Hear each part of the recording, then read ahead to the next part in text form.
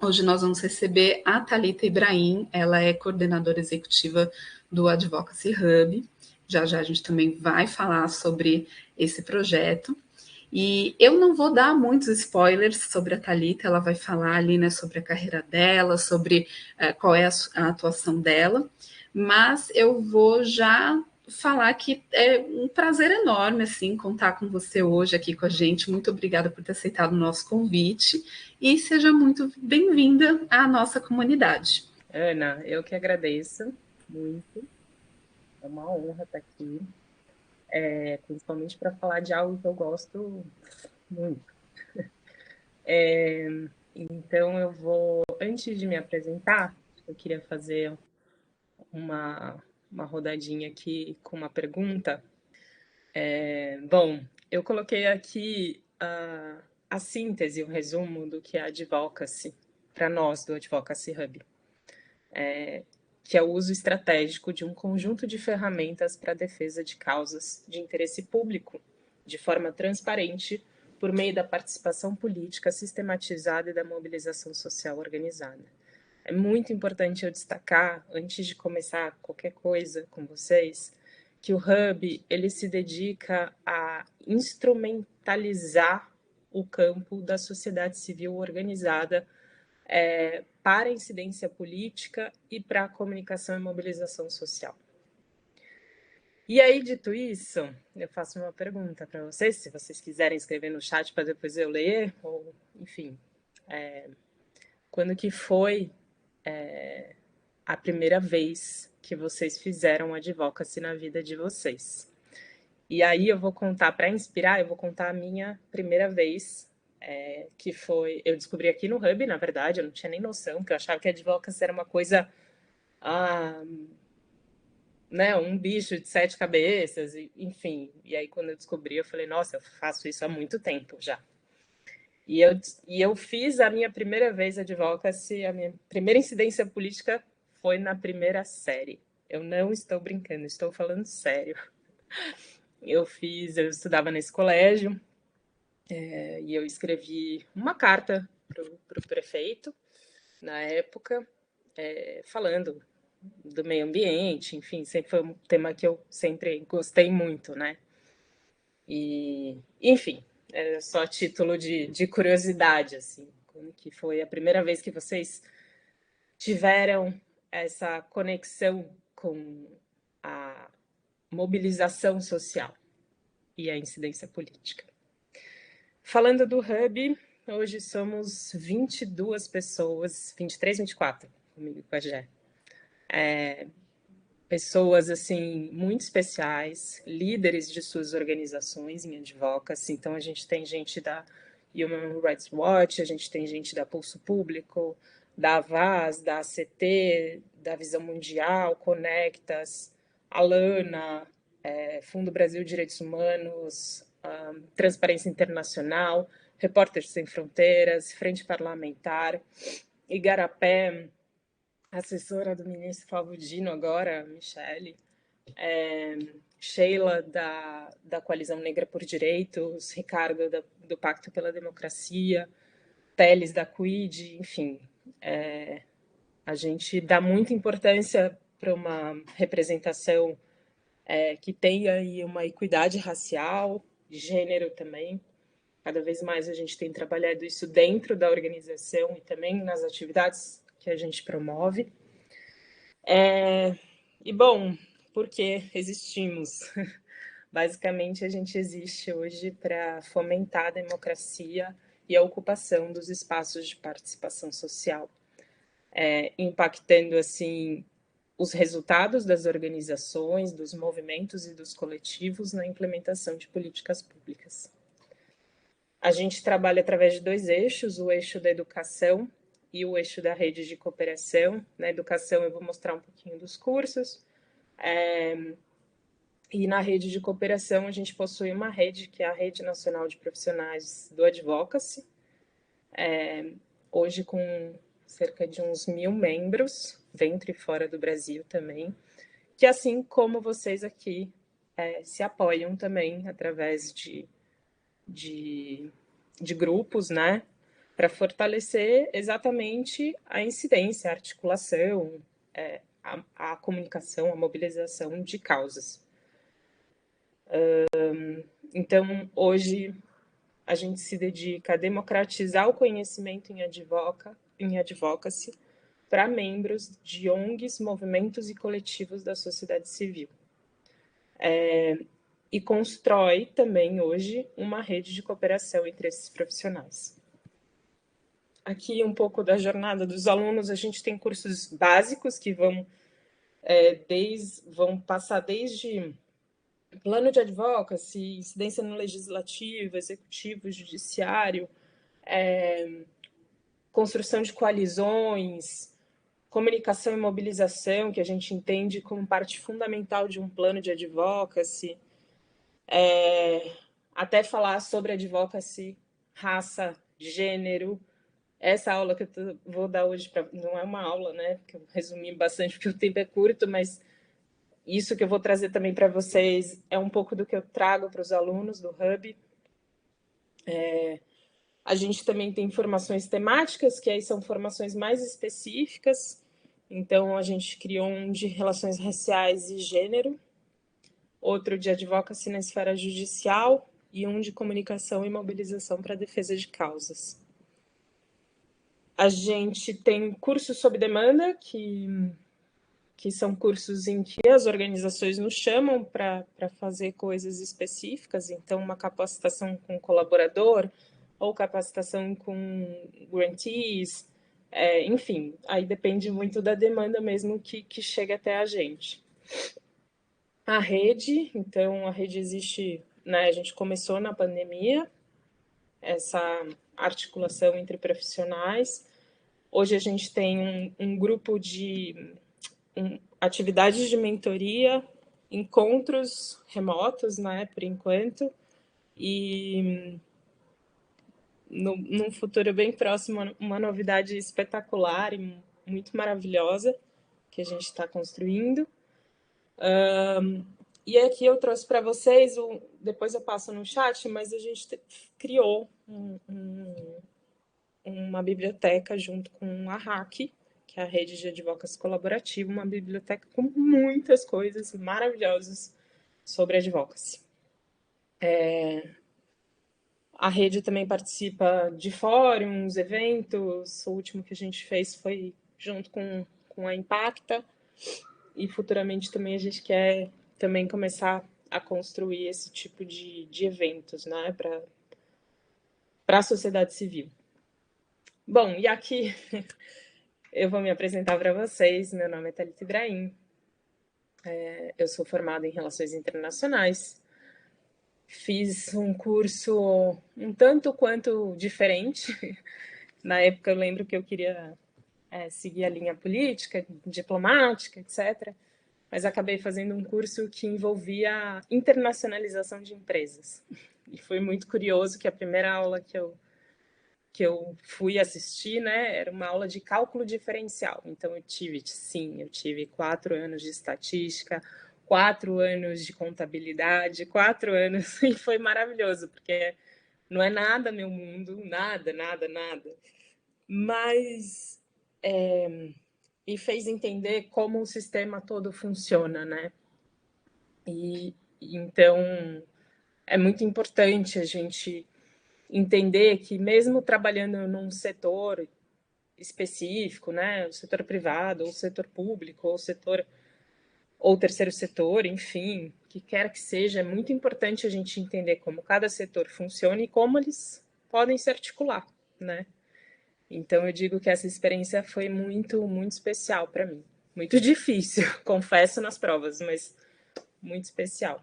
Bom, trabalhei em organizações bilaterais, né? Ainda na faculdade.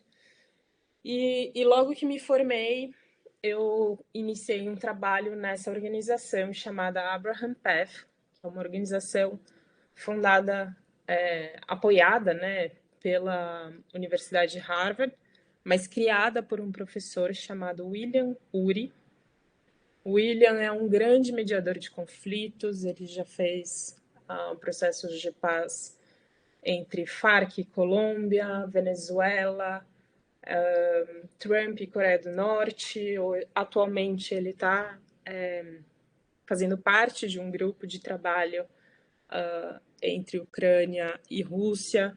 É um cara muito especial, um mestre, eu digo, sempre sou muito grata a ele,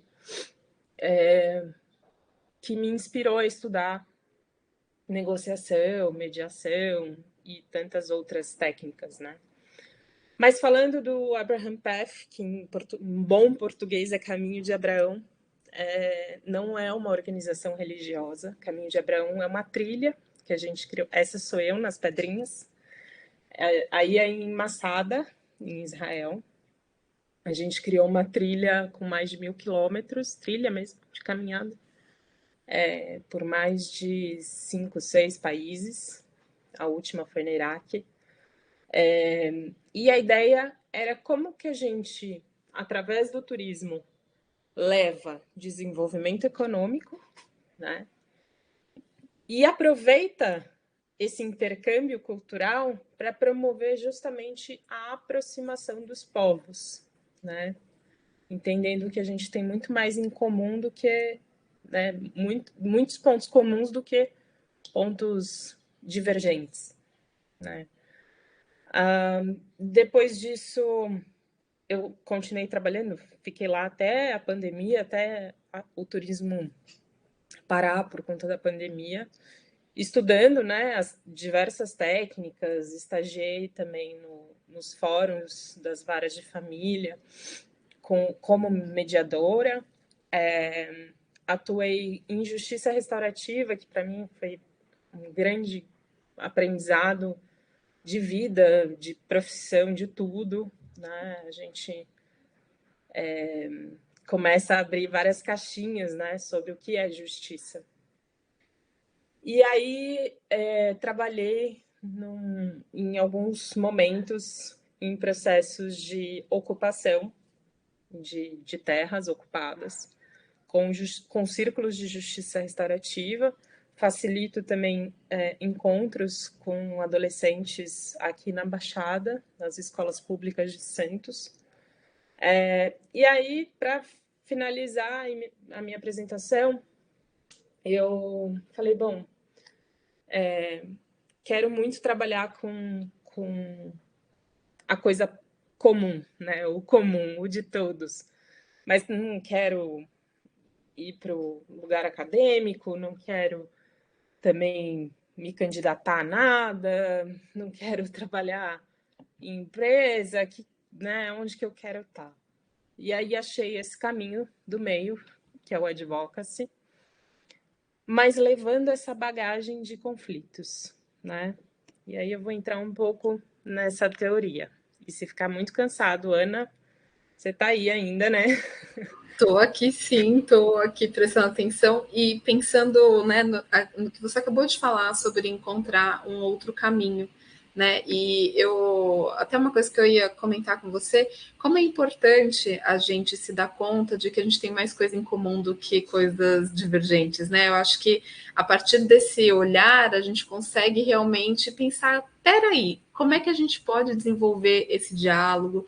Como é que a gente pode lutar por causas, né, comuns? Por que é tão difícil, né, encontrar esses pontos em comum? Eu acho que é uma das coisas que me veio também, né?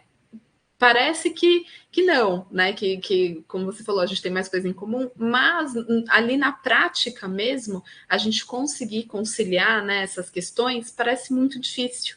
E por quê, né? Eu imagino que você tenha um pouco dessa, né, desse olhar também, dessa visão aí para trazer para a gente. Mas vamos lá, que tem Boa. bastante coisa ainda.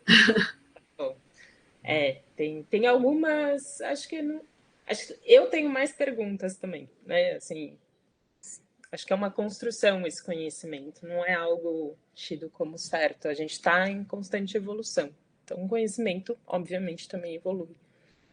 Mas vamos lá.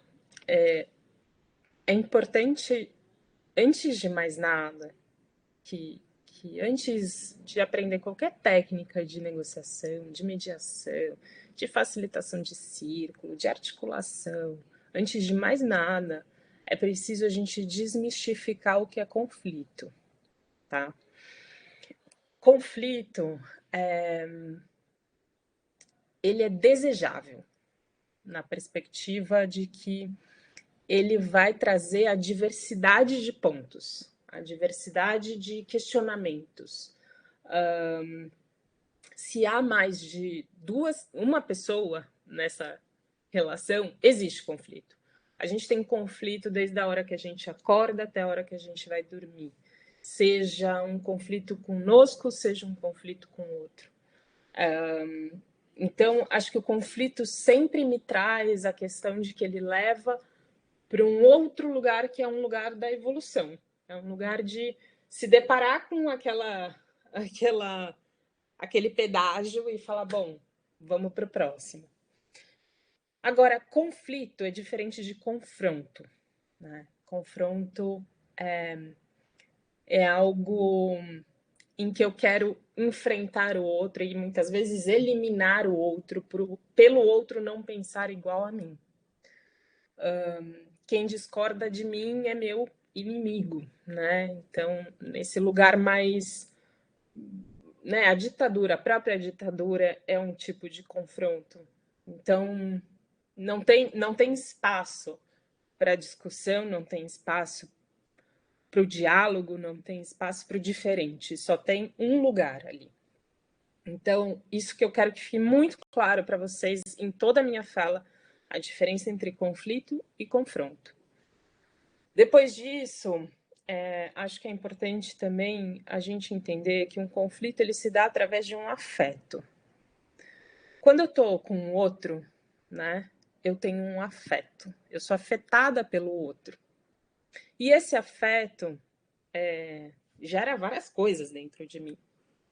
Mas muitas vezes a gente não olha para o que está gerando dentro da gente, a gente simplesmente terceiriza a responsabilidade por esse conflito. A gente joga para o outro. E assim, e o outro faz com a gente, tá? Não é só a gente que faz com o outro também faz com a gente. E assim, os dois, ou três, ou quatro, ou cinco, vão criando pontos cegos nessa relação. Mas é tanto ponto cego que a gente se perde totalmente onde a gente está, né? E leva a um lugar de trava mesmo. A gente trava, a gente não consegue sair disso. Então, o que a Ana diz realmente fica difícil porque a gente criou tanto ponto cego, e esse ponto cego é assim, ele é egoísta, ele é covarde, ela é intolerante, é intransigente, né? A gente vai colocando o outro nesses lugares, os problemas em alguns lugares que a gente não consegue. Peraí, deixa eu abrir aqui, deixa eu ver o que exatamente tem aí dentro. Então, e os nossos conflitos, a base do afeto, na verdade, é a comunicação, né? A gente só se afeta porque existe uma comunicação ali, seja uma comunicação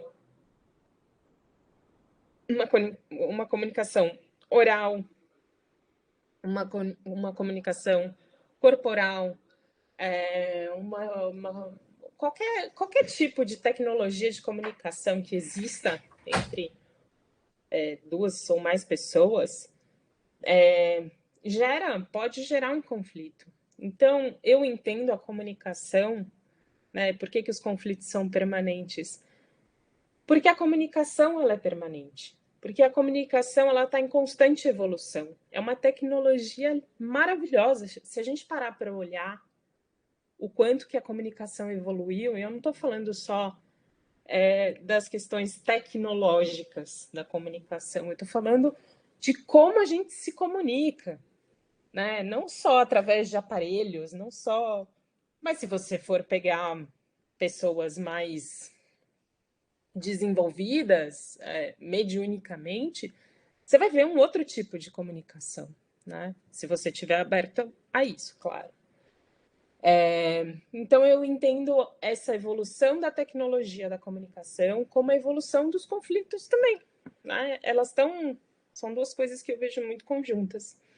E a síntese disso, eu acho que é assim, se você analisar que um bebê chora porque, né, na ideia da mãe ou do pai, enfim, porque está com fome, ele está fazendo um pedido, é uma comunicação, ele se comunica através do choro.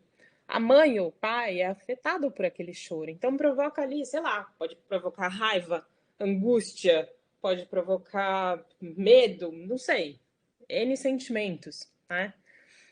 E aquele sentimento disparado vai provocar uma ação, que seja, eu vou lá, vou dar o leite para o meu filho para ele se alimentar, ou não vou fazer nada, vou ficar aqui e vou deixar ele chorar. Então, é, é, é, é fato de que esses conflitos, eles nunca vão sair da vida de vocês. Não dá para eliminar conflito. É impossível isso, né? Mas dá para a gente olhar para eles e começar a pensar em como que eu resolvo, como que eu encontro ferramentas para resolver, né? Eu tenho algumas teses do porquê os conflitos são repreendidos, né? Então, por que desmistificar? Porque ninguém fala disso. Porque a gente não aprende isso na escola, a gente não aprende isso em casa, a gente não aprende isso em lugar nenhum. A gente vai lá vivendo e vai tendo conflitos, mas ninguém para e fala, olha, tem um jeito assim ou assado, quando acontecer isso ou aquilo. Não é receita de bolo, óbvio. Mas assim, tem coisas que a gente pode aprender para facilitar a nossa relação com esses conflitos. Então, eu entendo sim que na nossa cultura brasileira, e conversando isso com muita gente, né, outras pessoas de fora, o brasileiro ele tem uma dificuldade de aceitar o conflito. Ele tem muita dificuldade, né? A gente coloca o conflito realmente para baixo do tapete. A gente só tira ele quando é assim, não dá mais, né? E aí vem aquela montanha de coisas, né?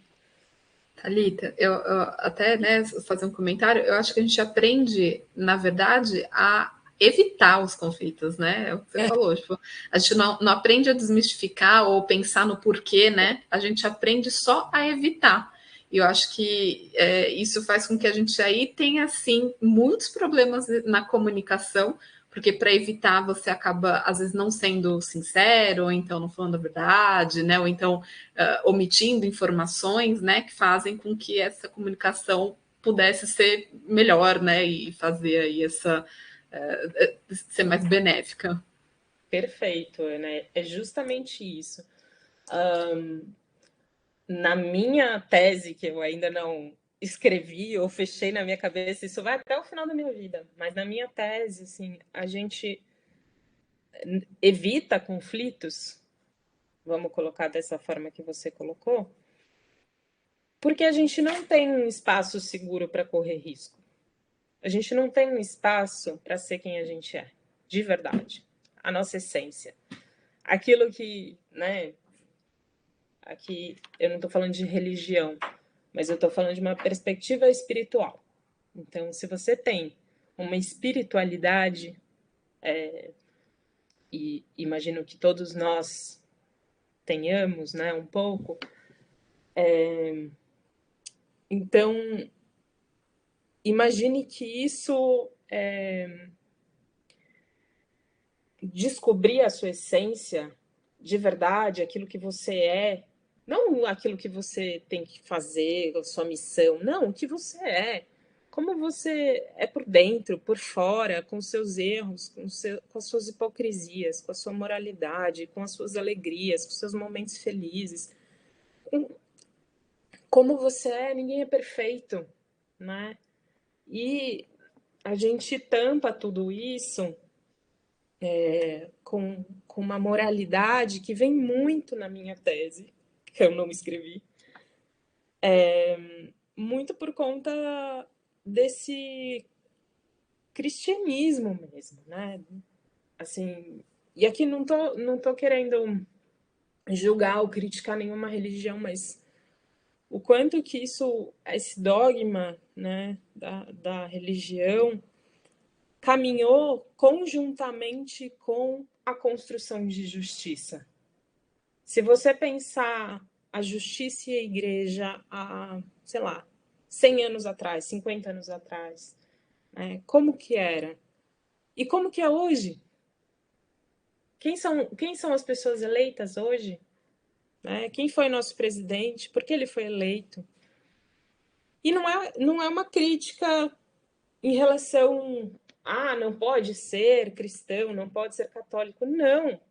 Mas eu estou falando que, assim, os sentimentos de culpa, os sentimentos de punição, como a nossa justiça foi criada, ela está muito baseada nos princípios morais da igreja. Então, o quanto desconstruir tudo isso é difícil, né? Porque como é que você vai desconstruir uma justiça de tantos anos e uma igreja, então, de tantos anos? Não dá, elas existem, sempre vão existir. Mas dá para a gente começar a pensar mais a fundo nisso e começar a ter atitudes na nossa vida um pouco diferentes disso. Então, por exemplo, alternativas do litígio hoje tem mediações, né, que você pode fazer em fóruns, que você não precisa entrar no litígio, né? Você resolve ali num acordo. Tem tribunais de arbitragem também, que não é o caminho da justiça comum. Os círculos também de justiça restaurativa, enfim, vários que estão a justiça restaurativa está muito presente hoje em presídios. Então, como que a gente vai construindo um outro lugar para essa justiça, né? Então, deixa eu ver se tem mais alguma coisa. Tá. Vou falar rapidinho, que eu já comi aqui o tempo que eu ia falar, porque eu queria deixar para a gente ficar trocando, né? Rapidamente, o método de Harvard é um dos métodos mais conhecidos sobre negociação. Recomendo muito forte o livro Getting to Yes, que tem várias técnicas, né? Muitos de vocês já devem ter ouvido falar. Então, basicamente, Harvard fala assim: olha, não precisa, numa negociação, não precisa mais ter um perdedor e um vencedor. Os dois podem ganhar. Né? Essa foi uma grande revolução da ideia de uma negociação, né? Naquela época. Eles separam muito o problema de pessoas, né? Então, foca no problema, não nas pessoas. Porque se você focar no problema, você consegue encontrar soluções para esse problema. Se você ficar na pessoa, você vai ficar terceirizando, sabe? Você vai ficar naquele ponto cego que a gente falou. Posições e interesses. Então, tem uma história engraçada da laranja, né? Que normalmente a gente chega numa mesa de negociação com uma posição, né? É mais ou menos assim. Então, tem a história da laranja, que é 2 irmãos tinham uma laranja só e os dois queriam aquela laranja. Aí, o que o senso comum faz? Divide a laranja. Mas eu não quero dividir, eu quero a laranja inteira. Eu também quero a laranja inteira. Então, vamos fazer uma pergunta. Para que você quer essa laranja? Fizeram a pergunta para os dois. Um falou, eu quero fazer um suco, e o outro falou, eu quero fazer uma compota. E com isso, descascamos a laranja, fazemos a compota com a casca e o bagaço serve para fazer o suco. Então, tem um ensinamento muito importante aqui, que é diferenciar a posição de interesse. Eu quero uma laranja é uma posição. Eu quero a casca dessa laranja é o interesse. Ou o bagaço dessa laranja é o interesse. E para isso, a gente só chega nessa resposta fazendo pergunta. É pergunta atrás de pergunta, pergunta atrás de pergunta. Um bom negociador, ele escuta mais do que ele fala. Ele pergunta mais do que ele responde. Esse é um bom negociador. Que mais aqui? Desculpa. Não, só para terminar, que aí eu já abro aqui. não fazer esse tipo de pergunta. Por que você quer a casca? Não, é para que você quer a casca? São perguntas mais propositivas, mais pensando na praticidade, na funcionalidade daquilo. E aí tem esse livro que é Como Chegar ao Sim com Você Mesmo, que é um super livro legal, que é assim, antes de você chegar ao sim com o outro, você precisa chegar ao sim com você, que é o mais difícil. Então, essa é uma grande dica. Não basta dominar técnica e prática, é preciso dar lugar ao encontro com você e com o outro. E aqui algumas dicas de livros. Então, Amos Oz, Como Curar um Fanático, maravilhoso, um livro super curto, mas incrível. O Mal, o Bem e Mais Além, do Gicovati, falecido, incrível também, maravilhoso. O Como Chegar ao Sim, do professor William Ury. Inteligência do Carisma, também. O carisma é uma ferramenta fundamental para uma negociação bem feita, assim. É muito legal estudar isso. E um que eu gosto muito, que é o Segredo Judaico de Resolução de Conflitos, do Rabino Newton Bonder. Bom, era isso. Valeu, gente. Deixa eu fechar aqui. Legal, Thalita. Eu, pensando aqui, né, no que você trouxe, uma das coisas que a gente sempre debate bastante aqui na área de relações governamentais é que o próprio nome já diz, né, relações, então relações humanas, né, e uma das habilidades que sempre se frisa muito que esse profissional precisa ter é essa capacidade de influência, né, de influenciar, de poder ter um ponto mesmo forte ali, né, para poder mostrar para as partes interessadas, né, para poder ali fazer aquele jogo mesmo de interesses, né, para provar o seu ponto. Você acha que a negociação e esse poder de influência eles estão relacionados? Né? Como que dá para fazer um jogo bom assim entre essas duas habilidades? Com certeza, né? Eu acho que a influência ela se dá de diversas formas, mas eu acho que antes da influência, acho que tem um lugar, uma posição de confiança. Para você ser uma pessoa influente, você precisa gerar muita confiança. Confiança é fundamental. E para você gerar confiança, teu ego precisa ser muito trabalhado. Você precisa trabalhar seu ego sempre. Assim, 90% de uma boa negociação, 90% é um trabalho antes da mesa, antes da negociação começar. É assim, deixa eu me preparar, porque o que vai vir vai bater aqui. E aí, como é que eu vou responder? Como é que eu vou devolver? E cada palavra, cada gesto que você fizer, cada semblante que você demonstrar, cada balançada de cabeça que você fizer, quer dizer alguma coisa para aquela pessoa que vai estar na sua frente. Óbvio, você não vai saber de tudo, não dá para antecipar tudo, mas dá para se preparar para isso. E aí eu acho que a gente tem que trabalhar muito nosso ego para poder gerar esse ambiente de confiança. Legal, né? Eu lembro até de uma conversa que a gente teve, né, antes aqui do nosso encontro, que a gente falou sobre isso, né? Que às vezes o profissional ele está ali se capacitando tecnicamente, mas para poder ali atuar mesmo, né, numa conciliação, numa mediação, ele precisa também se preparar de outras maneiras, né? Assim, psicologicamente, né? Tá bem ali para uma mediação, porque já vi advogados falarem assim que quando chegaram a atuar mesmo, né, na mediação, viram que era uma coisa bem difícil, né, assim, de manter ali o seu, como você falou, né, o ego, a sua capacidade, né, analítica, crítica ali. Então, eu imagino que você precisa trabalhar dessas duas maneiras, né, para conseguir ter esse sucesso e passar esse tipo de confiança também, né, para quem você está ali negociando. Aqui no nosso chat, o Rafael, ele comentou, né, a sua primeira pergunta lá no começo, que a primeira vez que ele fez advocacy foi na luta antimanicomial da década de 90. E depois ele fez aqui uma pergunta também, O advocacy sempre tem uma finalidade de interesse público? Dito de outra forma, se o interesse for privado de uma corporação, por exemplo, mas usar as mesmas estratégias e ferramentas, não chamamos de advocacy?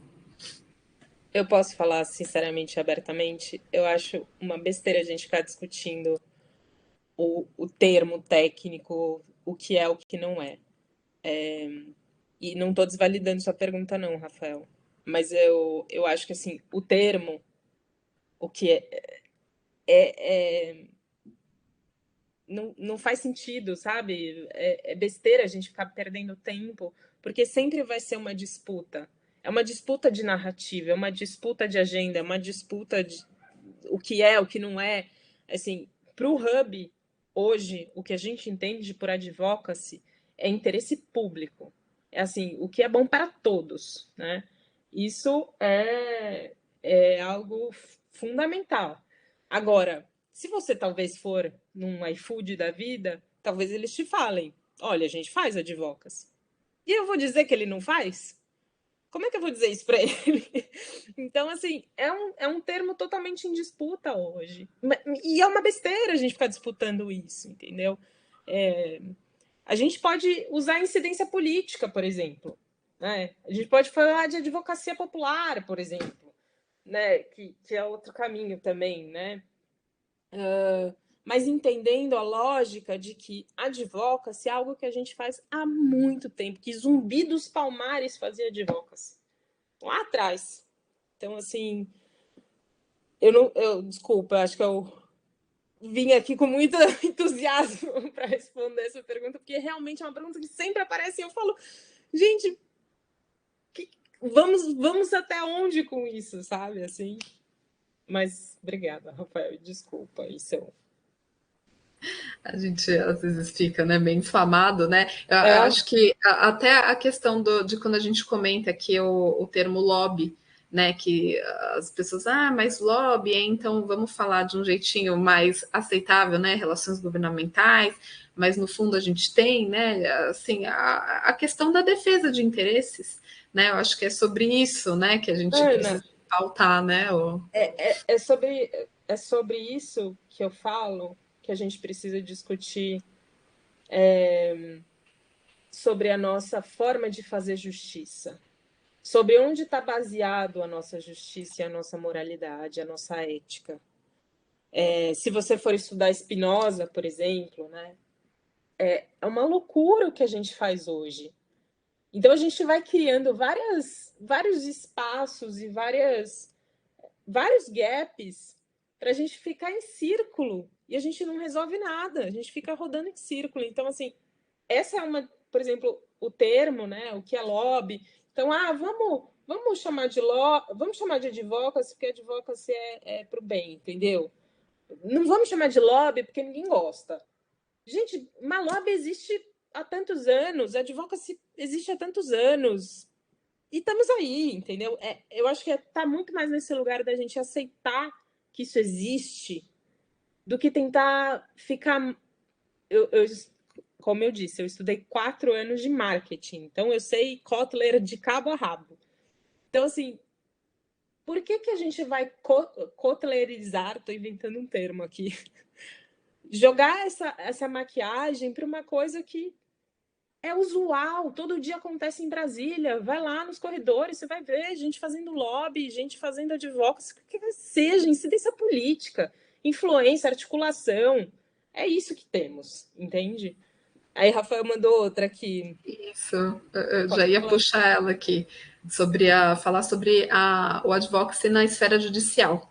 Isso. Comentar um Tem alguns pouquinho. caminhos, eu não sou da área, mas assim, tem alguns caminhos possíveis, tipo amigos curi, que é um caminho em que você representa um amigo, você entra como um amigo da corte, né? Tipo uma organização observadora daquele processo que está rolando, enfim. E tem outras ferramentas também que você pode incidir na esfera judicial, mas aí eu recomendo fortemente você entrar nos cursos do Hub para você aprender, eu já fazendo aqui meu lobby ou meu advocacy. Legal.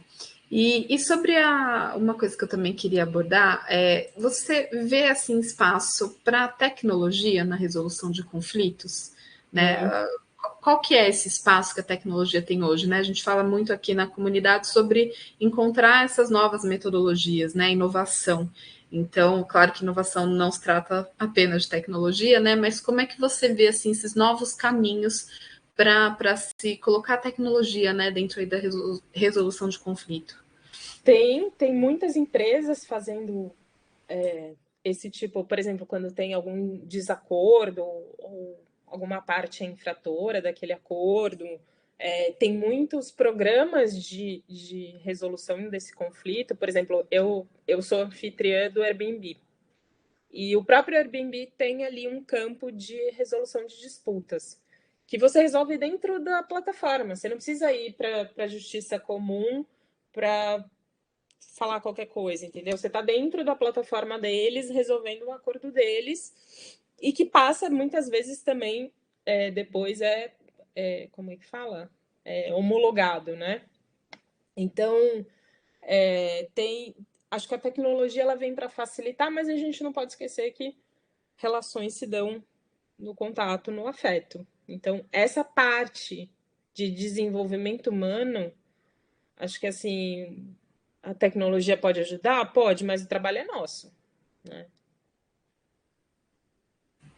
Ah, sim, sempre, né? Acho que a tecnologia, ela é como a gente tem falado muito sobre a inteligência artificial, né? Que tá bombando agora, né? Todo mundo falando sobre isso.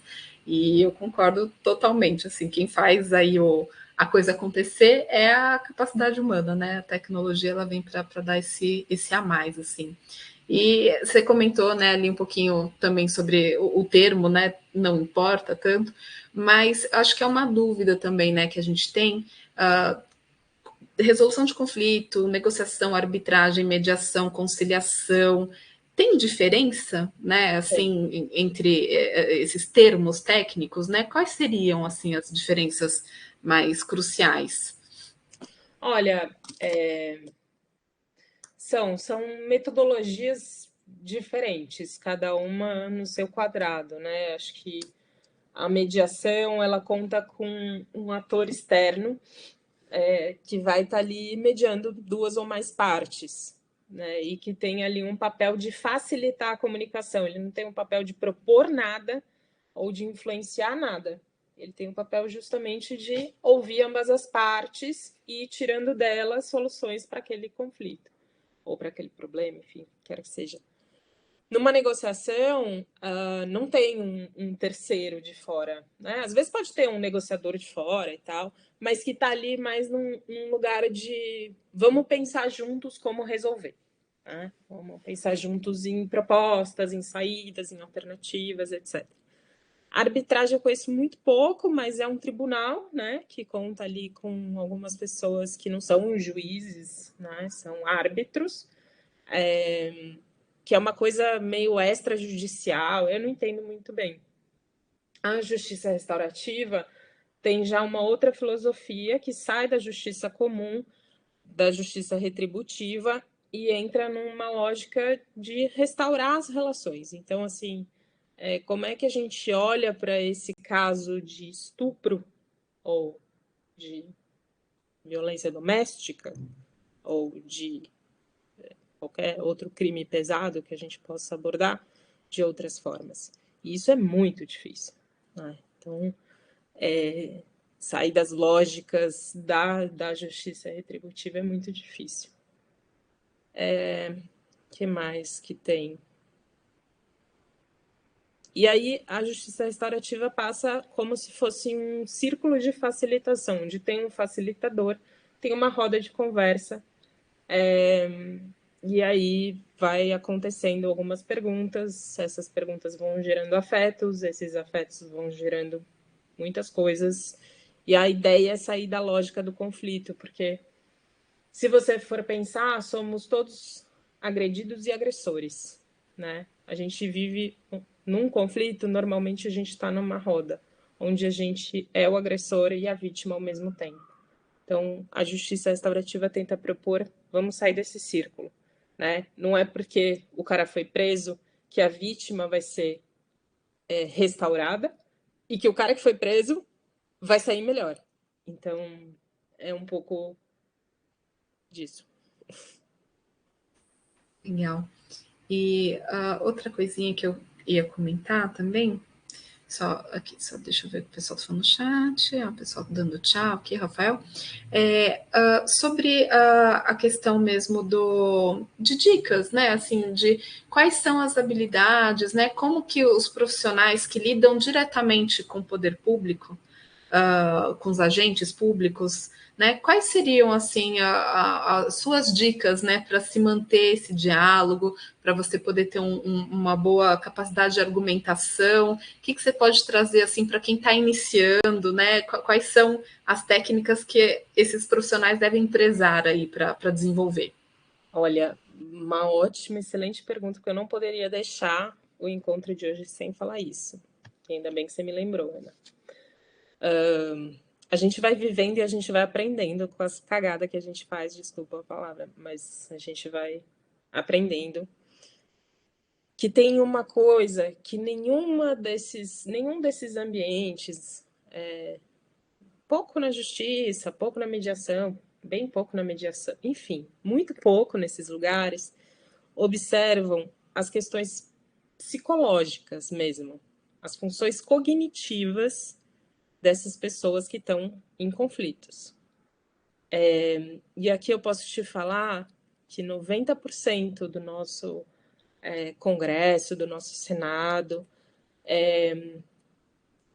tem coisas ali que a gente precisa tomar um certo cuidado, né? De personalidades mesmo, de perfis psicológicos. Estou falando, por exemplo, não entenda a psicopata como um ser que sai matando todo mundo, não é isso, né? A psicopatia tem vários níveis, assim como o narcisismo, né?